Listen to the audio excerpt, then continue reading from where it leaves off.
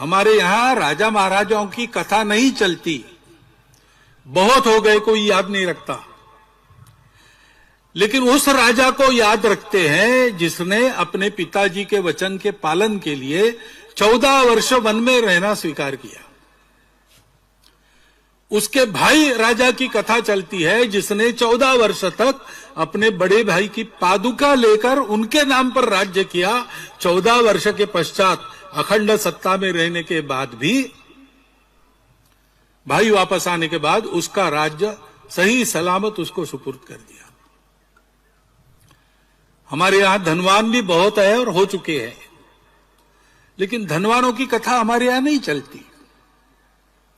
हमारे यहां उस धनवान की कथा चलती है जिसने अपनी गाढ़ी संपत्ति को राणा प्रताप को स्वतंत्रता के संघर्ष के लिए अर्पित कर दिया। कौन कितना कमाता है हमारे यहां उसका महत्व नहीं है। पूरे भारतवर्ष में एक ऐसे व्यक्ति का नाम चलता है जिसने एक पैसा नहीं कमाया, जो कहीं पर चुनकर नहीं आए, जिनकी माताजी की चिंता करने के लिए खेतड़ी के राजा मनी ऑर्डर भेजते थे, ये चिंता नहीं कर सकते थे, ऐसे अकिंचन थे।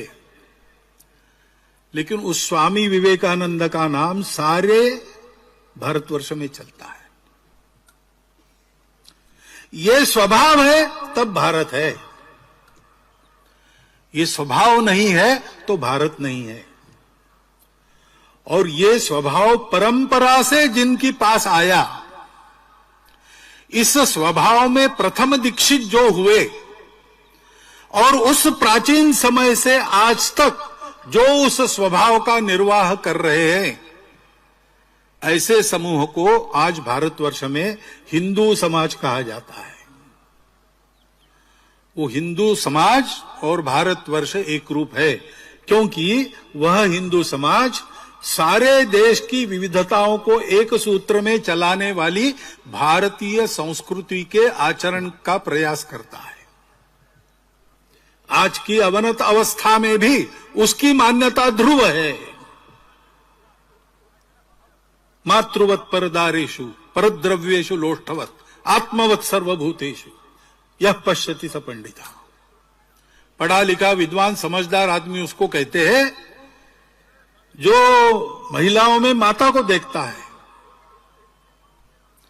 दूसरों के धन का अपहार नहीं करता, उसकी इच्छा नहीं करता, बिना कमाई खाता नहीं है,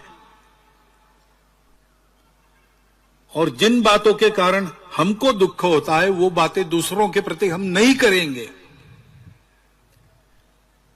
सारे भारतवर्ष में आसितु हिमाचल हिंदू समाज में, विश्व भर में फैले हिंदुओं में भी आचरण की मान्यता यही है। ऐसा करने का सब लोग प्रयास करते हैं, कुछ लोग कर पाते हैं, कुछ लोग नहीं कर पाते होंगे, लेकिन मान्यता तो यही है।